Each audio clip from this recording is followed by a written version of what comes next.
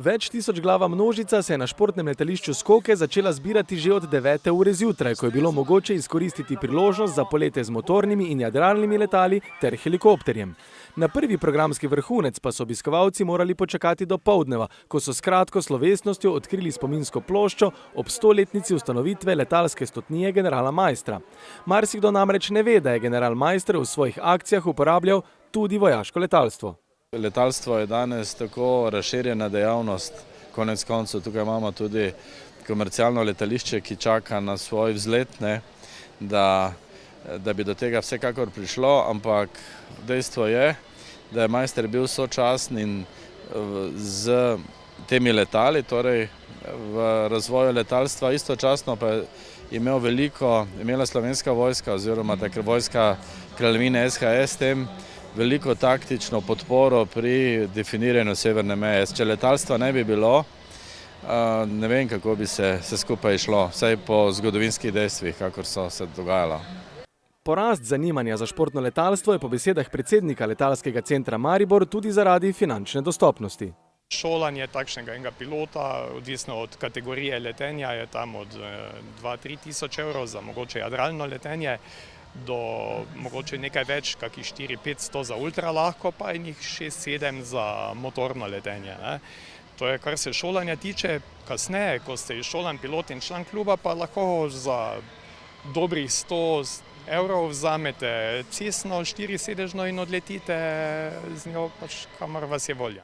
Zgoden razvoj letalstva pri nas gre pripisati predvsem bratoma Rusjan in vojski. Malo potem, ko sta brata Wright 1903. leta prvič poletela z letalom, sta že brata Rusjan uspešno skonstruirala svoje letalo, imenovano Eda. In sta tudi Slovence s tem postavila ob bok velikim nacijam, narodom, ki so začeli razvijati letalstvo. Razvoj za potrebe vojska pelje tudi razvoj za potrebe civilnega življenja, vsakdanjega civilnega življenja. In zato tudi vse te novosti tehnološke, ki se pojavljajo pri razvoju vojaškega letalstva s časom, v nekaterih segmentih pridejo tudi v civilno letalstvo.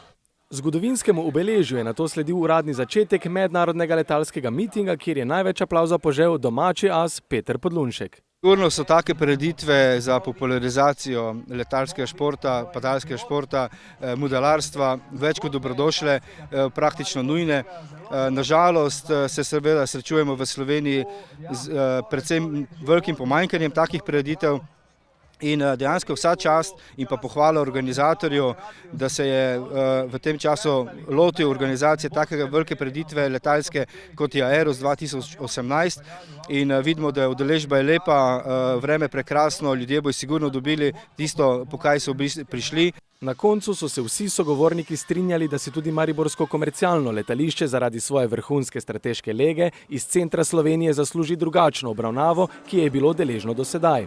Država mora poskrbeti predvsem za to, da bodo tukaj lahko pristajala tudi večja potniška letala, polna potnikov in ne zgolj prazna švicarska letala, ki jim pista služi zgolj za vajo, saj z nenehnim pristajanjem in vzletanjem onemogočajo letalsko udejstvovanje vseh ostalih.